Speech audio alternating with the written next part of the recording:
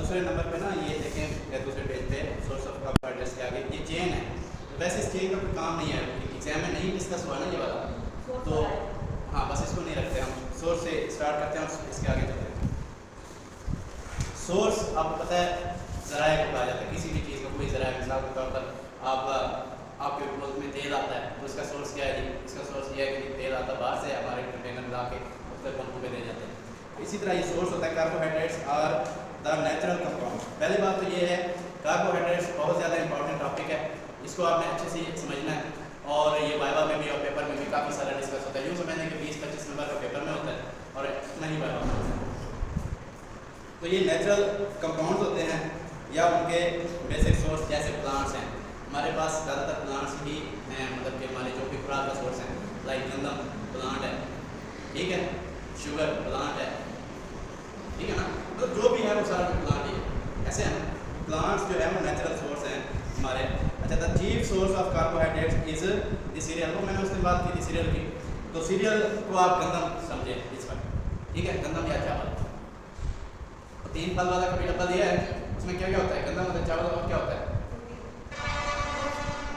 Fruits. अच्छा, तो in other source of carbohydrates, यानी कार्बोहाइड्रेट्स मेनली अगर प्लांट्स पे जाएंगे तो आपके वेजिटेबल हैं, गंदम है, आपके राइस है यानी चावल है, वो भी प्लांट्स में आते हैं। तो ये सारे, उसके बाद लेग्यूम्स हैं जिसमें पीनट वगैरह, पीनट भी तो प्लांट से आते हैं। आपको पता है ना सर पीनट्स का?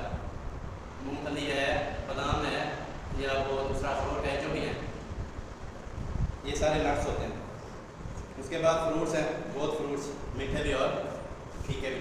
अच्छा, फ्रूट जो है ना जब पक जाता है उसे राइपन फ्रूट कहते हैं। फ्रूट जब तक पकता नहीं है तो वो तुच्छ होता है, जब पक जाता है राइपन हो जाता है फिर वो मीठा हो जाता है, ये अलग होता है, ठीक है। हमने सोर्स देख लिया। अब आगे ना देखें occurrence of carbohydrates. Carbohydrates second most occurring substance है दुनिया में। दूसरा, पहला क्या होगा? डेफिनेटली पहला वाटर है, पानी है। दूसरे नंबर पर कार्बोहाइड्रेट्स, ये भी एमसीक्यू है आपका और वाइवा में भी पूछा जा सकता है, ठीक है। तो उसके बाद वो कहता है जी the surprising quantity of carbohydrates can be known by considering the point that cell wall of the plants made of cellulose.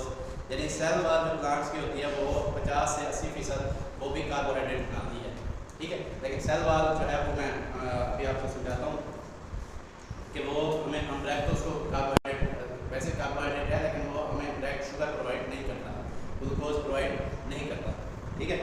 तो इसके बाद आगे देखें अगली heading, natural production of carbohydrates. यही है ना, carbohydrates are prepared by the plants by the process of photosynthesis.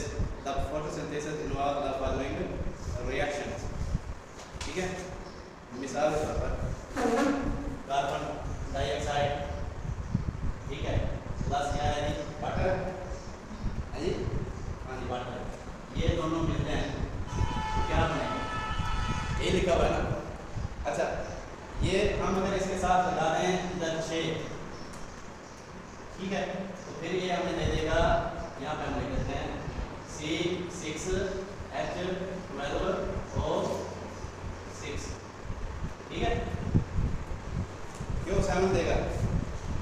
अच्छा, ये वाली और ये वाली जो ऑक्सीजन है वो एक्स्ट्रा है, फिर ये 2 ऑक्सीजन हमारे पास वाली के ऑक्सीजन के 2 एक्स्ट्रा और भेज देंगे, इसको हम ऑक्सीजन मतलब ये हमारी एक्स्ट्रा ऑक्सीजन मिल जाती है। हमें कहाँ से मिलती है जी? कहाँ से मिलती है? फोटोसिंथेसिस के जरिए। आपने सुना होगा, कभी पढ़ा होगा, उस्तादों ने पढ़ाया होगा, फिर जितने साल आपने मतलब के साइंस आपको पढ़ाते हैं 5वीं से या थ्रू आगे, उन्होंने हमेशा फोटोसिंथेसिस में यही बताया होगा कि जो दरख्त है वो दिन में ऑक्सीजन खाली करता है और रात में कार्बन डाइऑक्साइड खाली करता है। ऐसे है ना, फोटोसिंथेसिस का अमल जब हो रहा होता है तो फिर क्या बनती है? ऑक्सीजन। अब ऑक्सीजन हमारा सोर्स कैसे बनता है कार्बोहाइड्रेट्स का? सोचने वाली बात है, सोचेंगे। आगे चलते हैं, हम इसको देखते हैं। ये देखें आपका इधर लिखा हुआ है, ये हेडिंग देखें, नीचे देखें, carbohydrate major source of energy में, ठीक है। जब एनर्जी बन रही होती है तो क्या होता है? ये वाला जब हम ऑक्सीजन ऑक्सीजन के साथ मिलाते हैं, लेकिन सेकंड लास्ट में हेडिंग देखें, carbohydrates major source of energy, ठीक है। एनर्जी कैसे प्रोवाइड करता है, वो बात हो रही थी ना ऑक्सीजन की। ऑक्सीजन तो हमें मिल गई, हमने सांस में ले ली, तो हमें उससे कार्बोहाइड्रेट्स कैसे मिले, ठीक है। इस अमल को हम या तो कहेंगे रेस्पिरेशन या कहेंगे ऑक्सीडेशन, ठीक है। तो इसका जब हम इस ग्लूकोज को ऑक्सीजन से मिलाएंगे तो हमें दोबारा वैसे वो मिल जाएगा, एक तो कार्बन डाइऑक्साइड मिलेगा, दूसरा हमें वाटर मिलेगा, और तीसरा हमें क्या मिलेगा, एनर्जी, ठीक है। ये ई फॉर एनर्जी। इस अमल को रेस्पिरेशन भी कहते हैं और ऑक्सीडेशन भी कहते हैं। ऑक्सीजन जब कार्बोहाइड्रेट से मिलेगी फिर क्या करेंगे, जब हम ऑक्सीजन अंदर ले जाते हैं, आप यूँ समझ लो, हम अंदर ले जाते हैं, जब हमारे साथ अंदर ग्लूकोज है, कौन सा है, ये ग्लूकोज का फार्मूला है ना, ग्लूकोज और ऑक्सीजन जब मिलते हैं फिर क्या बनाते हैं, कार्बन डाइऑक्साइड, पानी और एनर्जी। कार्बन डाइऑक्साइड को हम क्या करते हैं, बाहर निकाल देते हैं अपनी सांस के जरिए, पानी और एनर्जी हमारे जिस्म में रह जाता है, जिसे हम बोल रहे हैं। यहाँ तक बात समझ आ गई, आगे चलें। अच्छा, अब वो कहता है हाउ कार्बोहाइड्रेट सप्लाई एनर्जी। यहाँ तक तो आपने देख लिया कि एनर्जी में मिल गई, और करता कैसे है, कहता है जो simple sugar are absorb directly by small intestine into blood stream. अच्छा, मैं अभी बता रहा था ना कि पहले आपको इसकी ये आगे वाली क्लासिफिकेशन को हम डिस्कस कर लेते हैं, फिर आपको इसकी समझ आएगी।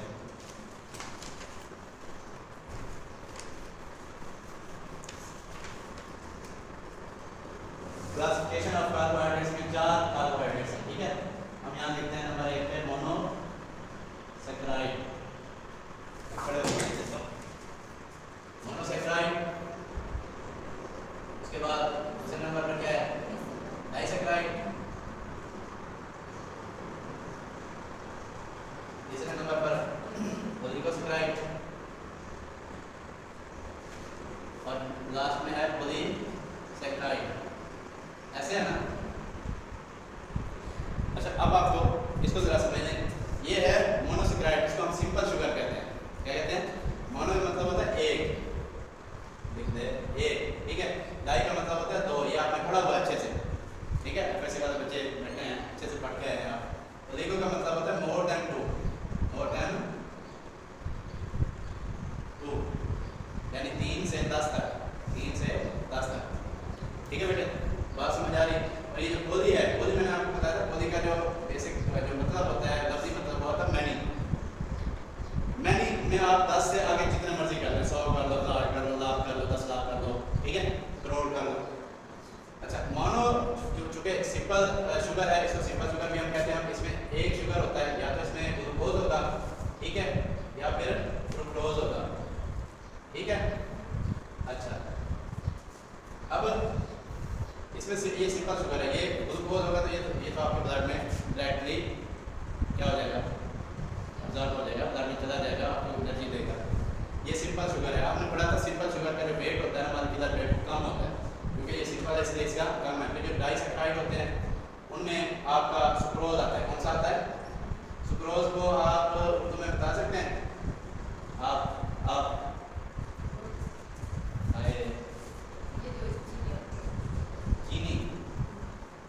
चीनी है आपका सुक्रोज। अब चीनी आप खाते हो तो डायरेक्टली आपके ब्लड में नहीं जा सकती। चीनी हमने पढ़ा था रिसेंटली, हमने इधर ही पढ़ा, आपको पढ़ाया था ना कि जब चीनी टूटती है तो वो दो उसमें चली जाती है, एक फ्रुक्टोज और एक ग्लूकोज, आपको पढ़ाया था मैंने। तो ये वाली जाकर वो हमने एंजाइम में पढ़ा था, याद है ना बेटे, तो साहब याद है, हमने पढ़ा था कि मिसाल के तौर पर ये वाला एंजाइम, ये वाला एक एंजाइम है, सॉरी सबस्ट्रेट है, इस पर हम एक एंजाइम यहाँ पे लगा देते हैं, तो ये एंजाइम जो है इस पर एक्ट करके, तो इसको मिसाल के तौर पर ये सब्सटेंस जो है वो सुक्रोज है, ठीक है। ये एंजाइम इसको तोड़ के तो उसमें शुगर में कन्वर्ट कर देता है, नंबर 1 ग्लूकोज और नंबर 2 फ्रुक्टोज, याद है। अच्छा, जब ये हम चीनी खाएंगे तब भी ये हमारे अंदर जाके इस पे एंजाइम लगेगा। कौन सा एंजाइम लगेगा, याद है। अब तो सुक्रेज, हमने एंजाइम में पढ़ा था कि एंजाइम के एंड में ASE आ जाएगा। मिसाल के तौर पर आपका क्या नाम है, शैला, आपके आगे नाम के आखिर में ए है ना, ठीक है। तो अब हम ए के आगे ऐसे ही लगा देंगे, शैलेस या पेंटाइन, ठीक है। सिमिलरली सुक्रोज का एंजाइम होगा सुक्रेज, यहाँ पर आप ए ऐसे ही लगा देंगे, समझ आ गई। अच्छा, ये वाला एंजाइम आके इसको सुक्रोज पे एक्ट करेगा, इसको तोड़ेगा ग्लूकोज और इसको सिंपल शुगर में कन्वर्ट करेगा और सिंपल शुगर बनते ही हमें एनर्जी आ जाएगी, ठीक हो गया।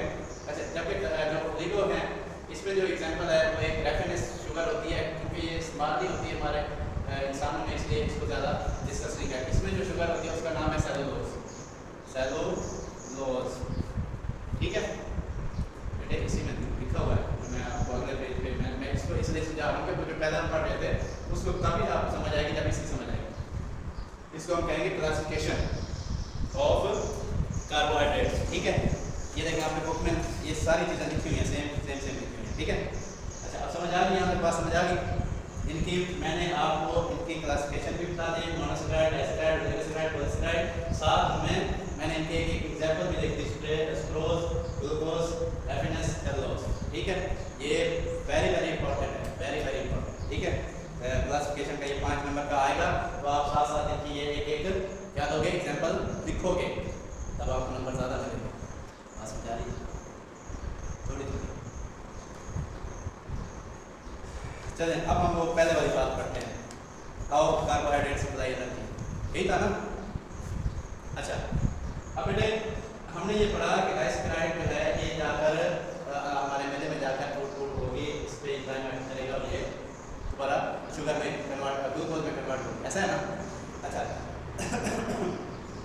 जबकि ये सिंपल शुगर है, ये ज़्यादा ही काम करेगी, ऐसे है ना। अच्छा, अब वो वही बात कर रहे हैं, simple sugar are absorb directly by the small intestine, ऐसे मेरे से छोटी आंत में जाती है और अब्जॉर्ब हो जाती है। जबकि but the disaccharides, polysaccharides are not absorb, क्योंकि ओलिगो का हमारे साथ कोई काम नहीं है, इसलिए पॉलीसैकेराइड और डाइसैकेराइड जो है वो अब्जॉर्ब डायरेक्टली नहीं होते। तो वो कैसे अब्जॉर्ब होते हैं? वो अब्जॉर्ब होते हैं हाइड्रोलाइसिस के जरिए। हाइड्रोलाइसिस क्या होता है?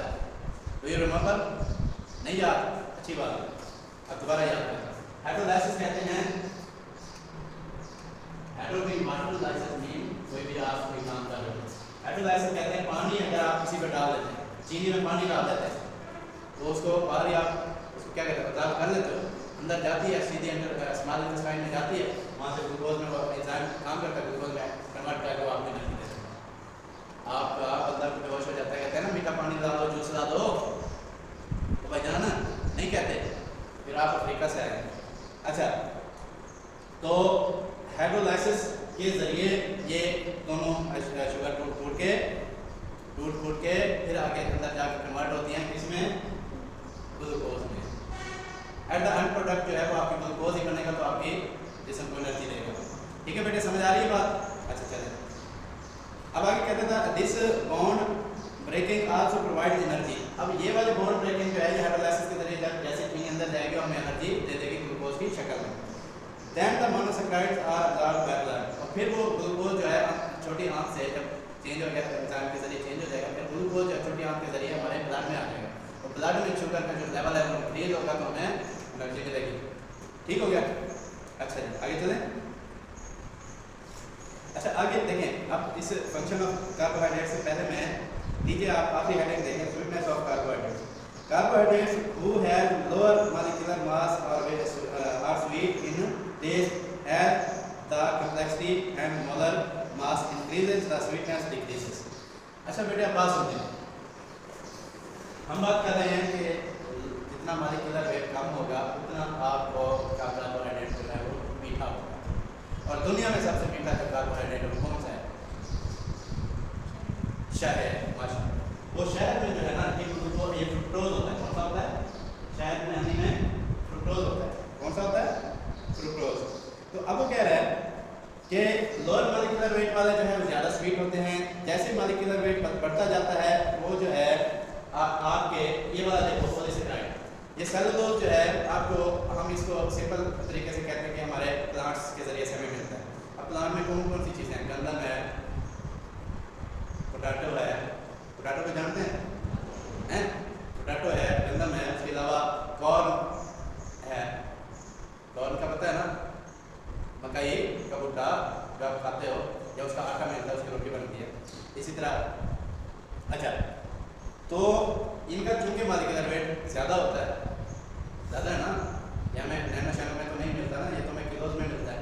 तो ये हम जैसे खाते हैं वही सेम उसका इंजाइम आता है, उसकी टूट करता है, उसको मोनोसैकेराइड में चेंज करता है, ग्लूकोज में चेंज करता है और हमें एनर्जी मिलती है। इसीलिए हम खाना, हमें कहा गया कि खाना ऐसा ऐसा और अच्छी तरह चबा के खाएं, ताकि जैसे मैदे में जाए एंजाइम अपना काम करें और वो उसको चेंज करें एनर्जी में, ग्लूकोज में, और ग्लूकोज आपके स्मॉल इंटेस्टाइन से आपके बदन में चलते हैं। बात समझ आ गई? अच्छा, तो आगे चलें। वो कहते हैं तब in fruit sweetness very from, अच्छा ये वेरी है, वेरी नहीं है, VARY लिखा, इसको सेट करना। Vary from time to time, sweetness increase as fruit ripen. वही बात जो मैंने पहले की है कि वेरी होता है मुख्तलिफ, ठीक है, वेरी होता है ज़्यादा, टाइम टू टाइम वो कहते हैं जैसे फ्रूट पकता जाता है उसकी स्वीटनेस बढ़ती जाती है। इस तरह आम है, केला है, अब देखें ना, एक सब्ज़ रंग का केला आया होता है मार्केट में, हम उसको खाते हैं तो बड़ा हार्ड सा होता है, तुर्स सा होता है, जैसे वो पक जाता है बड़ा मीठा होता है, ठीक है। तो एप्पल है, एप्पल यानी जितने भी हमारे फ्रूट्स हैं, ठीक है। अच्छा, कहता है ripening the starch converted to similar sugar, यानी जैसे ही फ्रूट पक जाता है तो उसके अंदर जो स्टार्च होता है, अच्छा ये पॉलीसेकेराइड में स्टार्च भी आता है, स्टार्च हमें आटा, मैंने वैसे गंदम कह दिया, आटा कहते हैं इसमें। अच्छा, तो वो कहता है जैसे फ्रूट पक जाता है तो वो सिंपल शुगर में कन्वर्ट हो जाता है, जैसे ही आप खाते हो तो आपको एनर्जी मिलता है। ठीक हो गया, यहाँ तक बात समझ आ गई। अब हम आते हैं फंक्शन ऑफ कार्बोहाइड्रेट्स की तरफ। अब इस हेडिंग को देखो बेटे, फंक्शन का मतलब है काम करना, ठीक है, जिसको अरबी में शुगल कहते हैं। वो एक बच्चा गया ना इस जैसा सऊदी अरब या किसी भी अरब कंट्री में, तो काम कर रहा था, तो इधर से फ़ोन गया घर से, बाप का, माँ का, उसने कहा जी हाँ जी बेटे क्या कर रहे हो? कहता जी अबू या अम्मी मैं शुगल कर रहा हूँ। हमारे तो यहाँ शुगल होता है ना, हंसी मजाक। उन्होंने कहा जी आपको ये 7-8 लाख लगा के आप उधर भेजा, आप शुगल कर रहे हो, हम ही शुगल कर रहे हो, ठीक है ना। तो ये मैं वैसे आपको लतीफ़े के तौर पर सुना रहा हूँ। तो अरबी में शुगल कहते हैं, इंग्लिश में फंक्शन कहते हैं, हमारे उसमें काम कहते हैं। Function of carbohydrates in animal body, animal से मुराद है आप और मैं, हम सोशल एनिमल हैं, ठीक है, याद रखना। अगर कोई पूछ रहे आप एनिमल हैं तो आप कह सकते हैं कि जी सर मैं सोशल एनिमल हूँ, ठीक है। The carbohydrates form the following major role in the living body. पहले नंबर पर तो है सोर्स ऑफ एनर्जी, जो हमने अभी पढ़ा था थोड़ी देर पहले, यहाँ नहीं लिखा हुआ, वैसे मैं क्या सोर्स ऑफ एनर्जी में कार्बोहाइड्रेट्स क्या करते हैं, एनर्जी प्रोवाइड करते हैं, अंडरस्टैंड। दूसरे नंबर पर है कंस्ट्रक्शन ऑफ बॉडी ऑर्गन्स, यानी जैसे आप देखें बच्चे होते हैं ना, बच्चे आपने अक्सर नोट किया होगा चीनी बहुत खाते हैं, क्योंकि उनके बॉडी ऑर्गन बन रहे होते हैं, रोटी को खा नहीं सकते, तो उनको कार्बोहाइड्रेट जरूरत होती है, वो आपके ऑर्गन बढ़ रहे होते हैं, इस बच्चे के ऑर्गन बढ़ रहे होते हैं, बच्चा डे बाई डे ग्रो कर रहा होता है, तो वो उसको कहीं किसी ना किसी तरीके से कार्बोहाइड्रेट्स ज़रूरत होती है, वो खाता है, अंडरस्टैंड। अच्छा, इसी तरह हमल में पिछले ज़माने में औरतें गाजर नहीं खाती। आप अभी घर में पूछें अपनी अम्मियों से, दादी से, नानी से, तो बताएं कि आप क्या हम खाती थी, वो क्यों खाती थी। उस वक्त इस तरह के क्लिनिक्स नहीं होते थे कि बस प्रेगनेंसी हुई भागो डॉक्टर से चेक करो, डॉक्टर ने एक बड़ा छापा लगा के दवाई खा दे दिया। उस वक्त जब कैल्शियम की कमी होती थी तो वो औरतें गाजर वगैरह खा के उसको पूरा करने की कोशिश करती थी, ठीक है, किसी भी कैल्शियम मिल जाती है। अच्छा जी, तो हम बात कर रहे थे कंस्ट्रक्शन ऑफ बॉडी ऑर्गन। अब तीसरे नंबर पर है assist in body absorption of calcium. अच्छा, कैल्शियम कम होने से आप किसी काम के नहीं हैं, कैल्शियम ज़्यादा होने से भी आप किसी काम के नहीं हैं। तो ये कार्बोहाइड्रेट्स क्या करते हैं, ये असिस्ट करते हैं एब्जॉर्प्शन को। वैसे तो कैल्शियम का एब्जॉर्प्शन हमने पढ़ा था, विटामिन डी कराता है, लेकिन ये कार्बोहाइड्रेट्स भी कराते हैं, और भी बहुत सारे एनवायरमेंट होते हैं, और भी बहुत सारे विटामिन होते हैं जो कैल्शियम को आपकी बॉडी में एब्जॉर्ब कराते हैं। तो ये भी असिस्ट करता है इस बॉडी की कैल्शियम एब्जॉर्प्शन। आगे है helps in lowering cholesterol level. Cholesterol level कम करते हैं, कैसे करते हैं? आपने सुना होगा कि वो अगर किसी को कहते हैं ना वजन कम करो, तो उसे कहते हैं आप फ्रूट खा लिया करो सुबह के टाइम, आप दिन में सब्जियां खा लिया करो, वहाँ से भी कार्बोहाइड्रेट्स मिल रहे होते हैं, लेकिन उनकी जो कैलोरीज होती हैं वो कम होती है। पेट तो भर जाता है लेकिन कैलोरीज कम होती हैं। अगर हम रोटी खाते हैं तो उसमें कैलोरीज ज़्यादा होती है, ठीक है बच्चे। आगे चलें। Provide nutrients to the friendly bacteria in digestive tract that help in digestion. अच्छा, इससे पहले ये आखिरी वाला देखना, फिर मैं इसको आपको समझाता हूँ। आखिरी है बैलेंस वाटर मिनरल बैलेंस, यानी हमने बायोकेमिस्ट्री के पहले लेक्चर में इलेक्ट्रोलाइट्स पढ़े थे, याद है ना? वो इसलिए पढ़ाया था कि आगे ये जाके डिस्कस होंगे तो हमें पता होना चाहिए। कार्बोहाइड्रेट्स आपके नमकियात के लेवल को भी बैलेंस करते हैं, ठीक है? हमारे अंदर जितने भी नमकियात हैं, कितने 5-6 तो हमने पढ़े थे ना, जैसे सोडियम है, क्लोराइड है, पोटेशियम है, बाइकार्बोनेट है, और क्या कौन सा, मैग्नीशियम है, फास्फोरस है। तो ये क्या करते हैं? कार्बोहाइड्रेट्स इनके लेवल को बैलेंस करते हैं, ठीक है बेटे? आगे चलो ऊपर वाले पॉइंट पे। अब ये फ्रेंडली बैक्टीरिया को कहते हैं, वैसे नॉर्मल फ्लोरा हमने पढ़ा था, और आप आगे चल के पढ़ोगे। नॉर्मल फ्लोरा जो है हमारे अंदर में होता है उसको इकोलाई कहते हैं, और फीमेल की वजाना में होता है उसको लैक्टोबैसिलस कहते हैं, ठीक है? हमने पढ़ा था कि फीमेल की वजाना की पीएच को नॉर्मल रखने के लिए लैक्टोबैसिलस अपना किरदार अदा करता है। सिमिलरली जो इकोलाई है वो भी हमारे इंटेस्टाइन की जो न्यूट्रिएंट्स को ऑब्जर्व करने में क्या करता है? मदद करता है। तो ये जो कार्बोहाइड्रेट्स होते हैं ये उनको न्यूट्रिशन प्रोवाइड करते हैं, उनको खुराक मुहैया करते हैं जो हमारे दोस्त बैक्टीरिया हैं। बात समझ आ गई? कोई सवाल?